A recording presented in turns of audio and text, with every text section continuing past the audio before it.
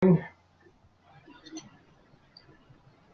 right, sorry for the delay. We have started the recording. The meeting is initiated. So this is the PSD call for 118. There are three agenda items for today to cover, perhaps actually four. First off, for the three major themes for 1.3 Kubernetes migration, OpenOMCI, and the edge core adapter gap, filling in the gaps identified in the lockdown last week. First up, Kubernetes. I asked if Ken could provide a sort of just an overview, brief overview of the work plan for Sprint 1. Is Ken on? Ken Yes. on? I'm here. Can you hear me? Yes, perfectly well. Yeah. So pretty much for Sprint 1, the way we are planning the migration, it's very similar to what we did with Docker Swarm mode. Basically, we're taking each service in Docker Swarm mode. What we had, every single service had their own YAML file. Basically, the YAML file defined the service. So on Kubernetes, we're doing the exact same thing. So Kubernetes also has a deployment file and a service file. So for every single service that we have, we're going to define each YAML file for each service. So that will be for Sprint 1. And currently, we already have transferred things like Vico, like Envoy, etcd. We already have a created file for them. So the goal is to be able to create deployment files for each of the services that are running currently in VOLTHA. Great. All right. So, and that's the general approach. That's the work that you plan on doing in Sprint 1, is defining and creating those files. Yeah, that's correct. Okay. Great. And there are some other work that we are doing. I know they are targeted for VOLTHA 2.0, and it may make sense for us to pull that into 1.3 because we'll make quite some effort on that. And that has nothing to do with Kubernetes. It's the Ponsim, to put Ponsim into a container. And we have made quite some advancement into it. So currently we can have some Ponsim, the OLTs and ONUs running in containers. Before, in a Swarm environment, we had to run them like at the command line. In 1.3, our goal is to be able to run them as their own services inside containers. So I don't know how much of that we'll be able to put in Sprint 1, but there should be at least a framework that we'll put in Sprint 1 for that. Okay. Yes?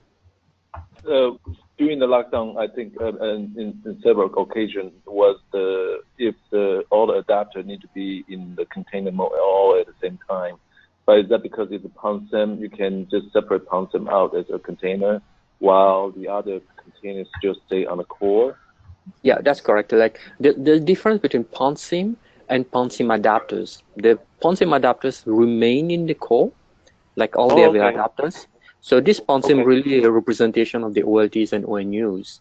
And in the Docker Swarm mode, we could not put them into as is, the way they are as is. We couldn't put them into containers because they require to be root, to have root permissions, and the Docker Swarm mode doesn't allow that. So that's why we had to refactor completely the Ponsim. Actually, we are writing them in Golang instead of Twisted Python. And we have something working today. So how much of that we'll be able to put in Sprint 1, I don't know yet, but I think at least we'll have a framework in Sprint 1 for that. Okay, that's great. So just one question, right? So it's early here. So once you put it in, I would encourage all the community members, start testing it alongside with your development process. So once you commit it and merge, then everybody has access of that code, right? When they download the VOLTHA, it will be part of the new code will be implemented. Yeah, absolutely. That's a good point. Okay. Yeah, thanks. Okay, great. Thanks.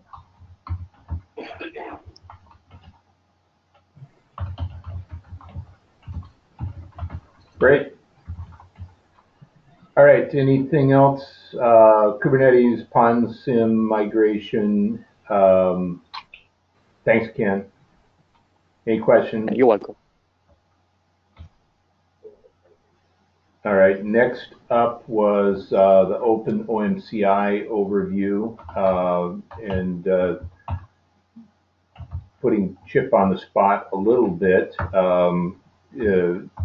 Chip, can you provide an overview of the work plan that may stretch beyond Sprint 1 as you're will be on vacation through part of the sprint, but could you give an overview of what the first steps are and what will be targeted for Sprint 1 and then falling into Sprint 2?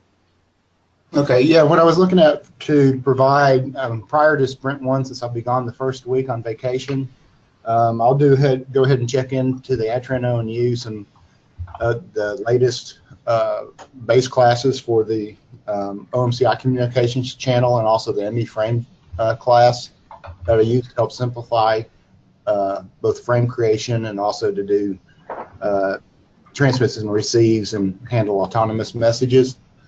So I'll check that in probably later today, and I have a README file describing each of the items in there, and I'll probably try to go ahead and put a wiki page together on the VOLTHA Confluence to describe what each one does and how to properly use it. And I would like to challenge someone with the Broadcom ONU to see, or someone to next week to take a look at that to see what improvements or what things you might want to do differently, because both classes are standalone, and I think they form the basis of what we want to do for OpenOMCI. So that's for Sprint 1. Also be creating a JIRA, and I guess this might be for the community to take a look at the managed entities that are already defined and see if we need to define any additional ones. Currently there's only a few, about 30 or so defined, so do any additional ones need to be defined in the 1.3 time frame? So that needs to be, that's a task just to perhaps negotiate with Sean to see if everything is covered with what's already defined right now. Then I'll be also creating a JIRA for Sprint 2. I would like to see about investigating to use the entity class definitions to help make MIB database creation easier. And that will be for Sprint 2. Chip, could you repeat that? So what's the person who originally worked on the OMCI classes created this thing called entity class that defines, it's an object that pretty much is a very helpful object to define managed entities. And I think given those, we could probably use that information to easily create the MIB database that we need for MIB uploads and MIB synchronization. Okay, so this is the that's something for Sprint 2. Right. So that's defining the MIB database. The MIB database. Okay, that's right. Yeah. External database. And I'll actually check all these JIRAs in as unassigned to a sprint, so that as we add them, the product owner and everybody can assign sprints, proper sprints, or perhaps other people can do it. So just a organizational question. What epic are you targeting? I sent some emails to both Sean and Julie on if the epic needs to be created for this, and so a separate epic hasn't been defined yet to do OpenOMCI. There are some common ONU. I think it's Jira 170. There's that. Or Vault There's also a interoperability epic that could fall into. So yeah. I've kept the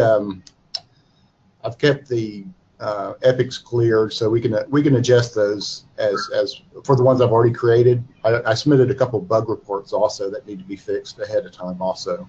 All right. Very good. Okay. Can people hear me now? Not very well. So basically, I think one of the regarding to the priority of the MEs, so that's an action item for the product owner, right? And also other service provider. Yeah. Okay.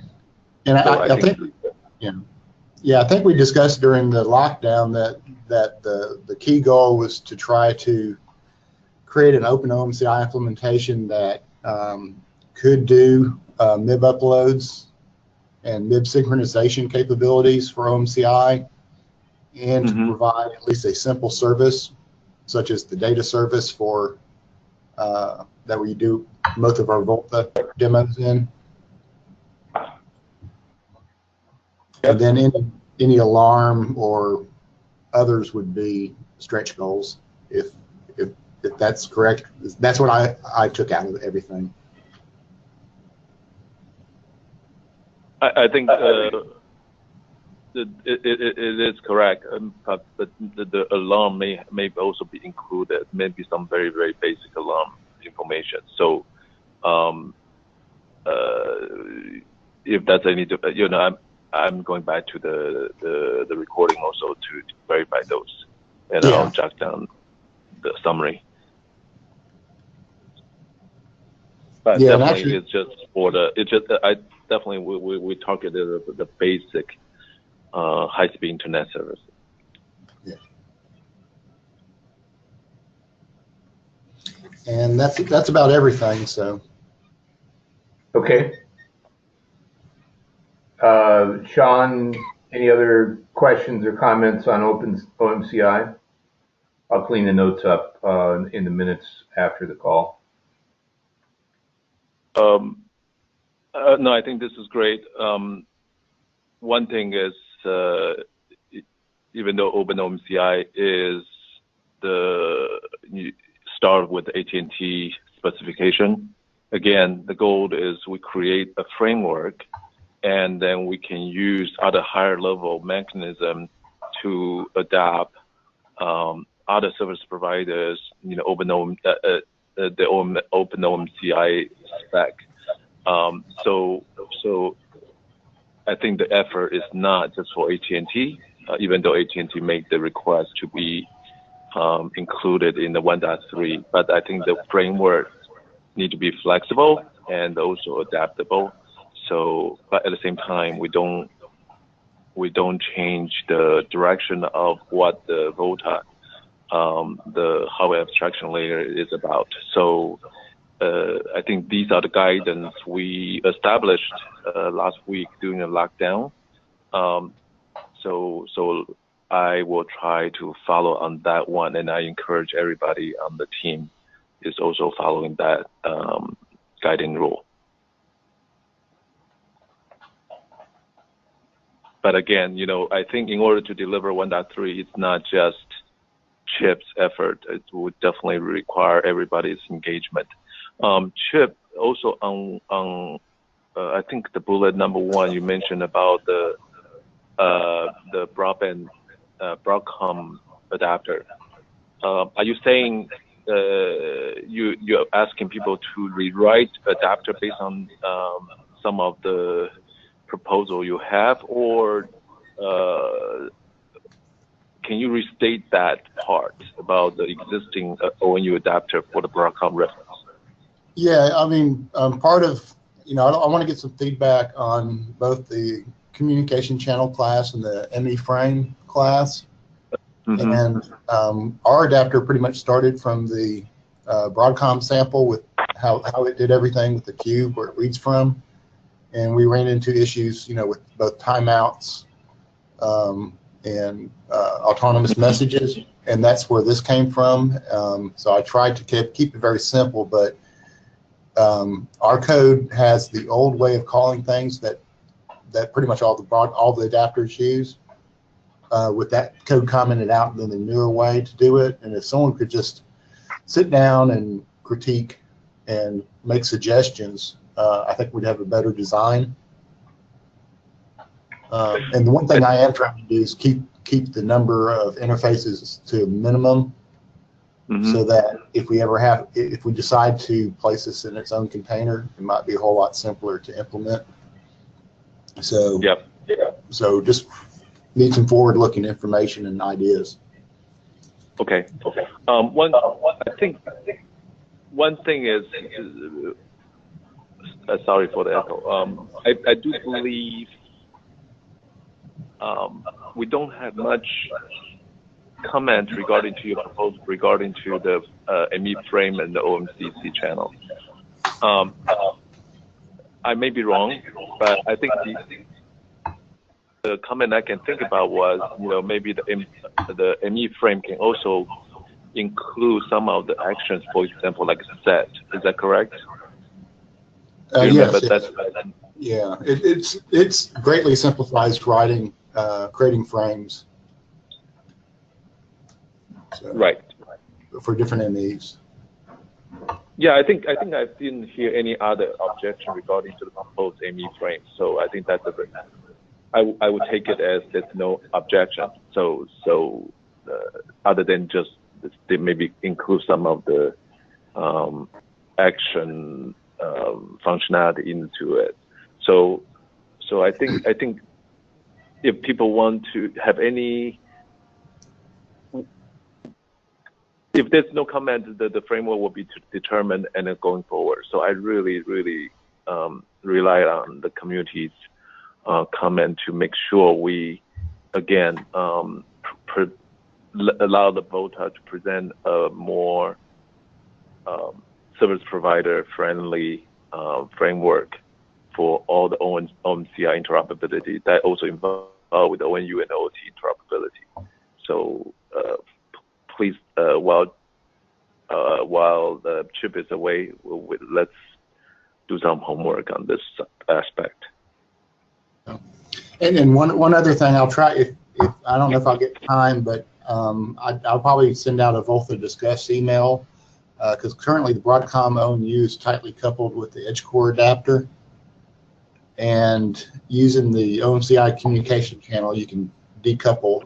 There's an easy way to decouple it so that the Broadcom ONU can work with other OLT device adapters easily. Great.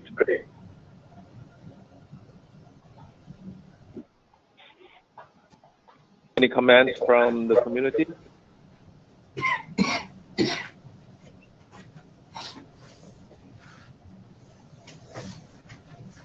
Okay.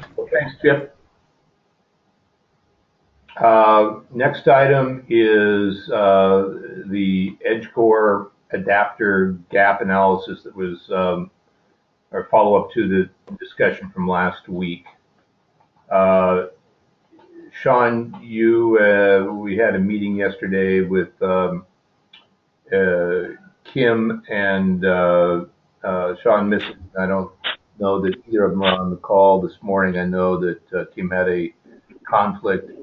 Did you want to present what we discussed yesterday, or do you want to point people to a document they can go look at? I think what I need to do is because after I have not had the chance to talk to the creation the lab evaluation team to verify some of the behavior. So what I'm going to do is use this today and tomorrow, reach out to them. We do get some items off the list because as I said, with Kim's help, we identified some of the list captured. It has been resolved in 1.2 time frame. So the list, if you go to the by the way, I have uploaded I guess that list is not part of the PowerPoint. Forget it. I didn't upload the lockdown the agenda PowerPoint. But anyway, it will be updated. The list will be much shorter, and some of the features we identify is actually will apply to all the adapters, not just for the edge core. So we're going to I'm going to spend a couple of days on that. So Tim, I'll provide an update on next Tuesday, right. regarding to whether there are new JIRAs need to be opened or not. Yeah, I just didn't have time to review the discussion with the owner of that list from AT&T side. And who are you going to? I'm sorry, I missed. Who are you going to talk to basically validate that list? Sunny. Ah, okay. So AT&T personnel. Yep. To validate that list. Yep.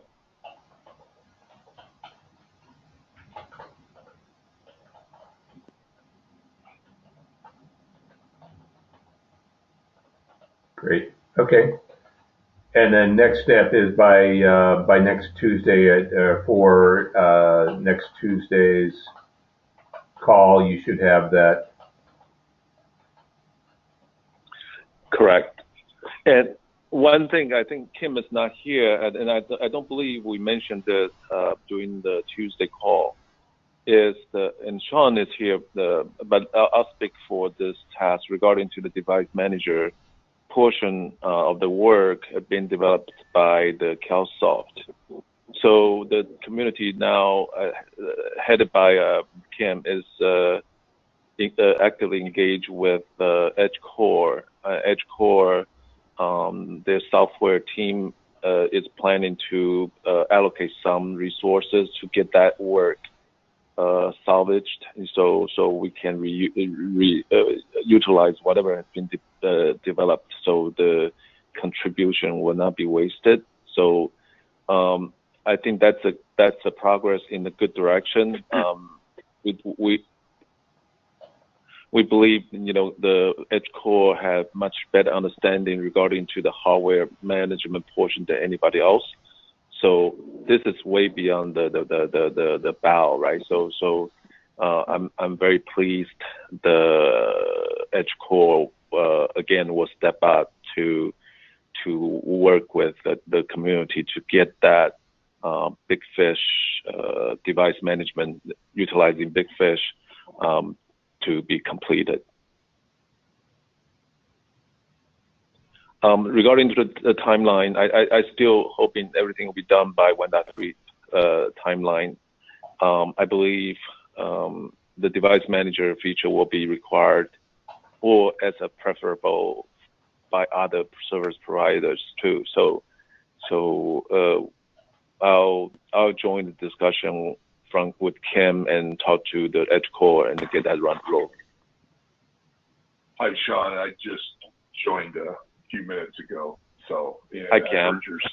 I heard your summary of that. That's good. Yeah, I did give a lot of technical background to Edge Core to get them, sort of started off on where things were left and what I found. So I haven't heard back from them, but as you mentioned, it was started and we know they're gonna look at it, and they are well versed in the in the hardware, the lower level aspects, and can probably make some fast progress, I'm hoping. Great. And as I said, I'll be in Taiwan for the Chinese New Year during the week. From the February time, mid-February till the 21st.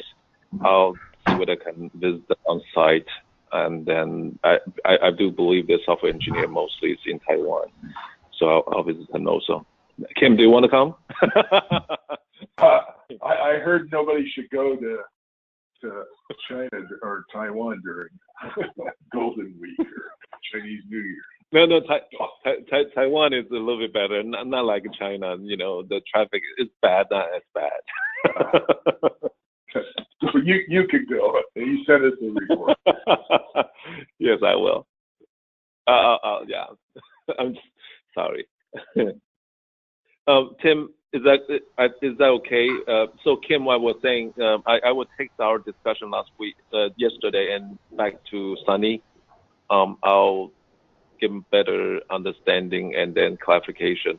My goal is, if everything is done, some of the list is done in 1.2, then we will not deal with it, right? So it's already done.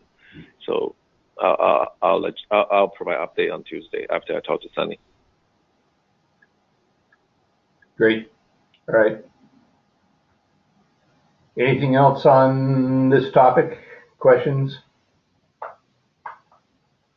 All right. Last one, discussion on the Q2 lockdown. So, hey, I guess that's me. So again, if you visit the wiki page, I think Tim, I think the wiki page is on the. Can you show the wiki page on your screen? Let's find out. This one? Yeah. So under the VOLTHA project, there is you have something like a proposal and component or something like that, right? Yeah. Yeah. VOLTHA design. Right. Tech VOLTHA design documentation and proposals. Yep. So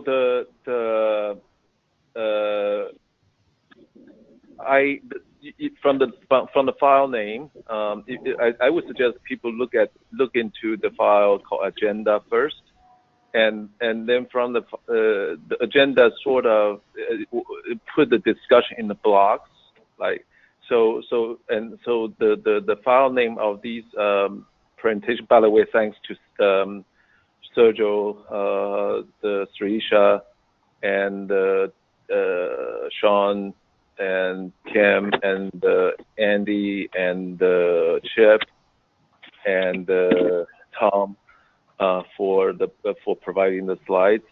So the slide is organized based on the agenda, the file name of the slides. I was trying to upload the media file to the same directory. I think probably the file is too big. I hope not, but I guess it is. But so I converted the media file to MP4, and this one OpenOpenCI discussion. It was recorded as audio only, so it will be an MP3 file. So once we found a way to upload it, I potentially just part of the playlist. Then we will also send a link to everybody. So that was, again, I reported back to AT&T regarding to the lockdown, and my manager and management, they're very pleased with we had opportunity to host a meeting. So for the Q2 meeting, there was a proposal by AT&T again. Is we can host the Q2 meeting during the week of the April 9th in Dallas. That's AT&T headquarters. So that's one of the proposals we have on the table. But again, we also open for proposals from other people, from other company. So I do hear some of the TST members express the interest of hosting the Q2 and even Q3 and the Q4. So I don't know. I would like to open the proposals for the Q2 on the table. We don't have to discuss it right now. So, but if any company or service provider would like to host the Q2 instead of AT&T, since we have hosted the first one this year, so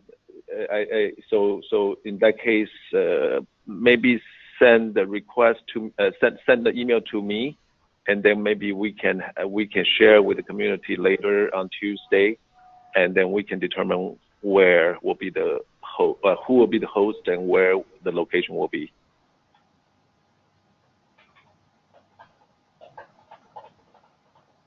Do we have any tentative someone may want to compete with AT&T to host Q2? I welcome the competition.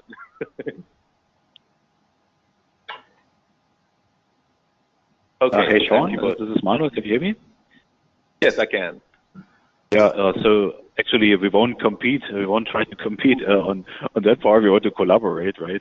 So we at VATT we have been looking into potential hosting offers that we can make, and we would be happy to also at once, of course, offer to host. But we haven't actually driven it to a firm point of offering for Q2, but certainly if there's interest, we can do Q3 or another follow-up meeting. So meaning right now, so there's no strong push for Q2 from our side, but if there's interest, we could also probably still make it happen, but we are not ready yet to actually make that offer. But for Q3, definitely, I think we would be ready to make it. I mean, okay, look into that. So we'll follow up with you. But as I heard during the meeting, also, I mean, people would in general be fine to consider traveling to Europe and having a meeting there might make sense also for the community. So that we will continue looking into that, and as said, we can follow up offline. Okay. Yeah. Okay. So I guess I do. I think just the feedback from next Tuesday, I think that's too soon. I think if you're interested to host Q2, let me know if you need additional time to talk within your company to provide a firm proposal. So then just send the email to give me the head up, and so by next Tuesday, and then we can decide where later. Okay, so we don't have to make the decision next week, but I think it's right now it's Thursday, and then some of the resource discussion within the company may take a little bit longer. So just let me know you're interested in hosting Q2 by next Tuesday, and then we can go from that. That's all I have for the Q2 meeting proposal. All right, great. Any further questions, comments? That was everything we had on the agenda. Does anyone have another pressing issue they'd like to bring up on this call?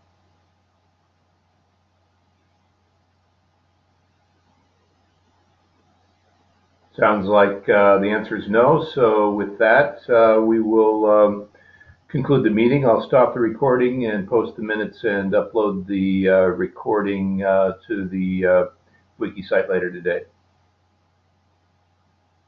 Great. Thank you, everyone. Thank you very much. Have a great weekend. You are. Thanks very much. Bye.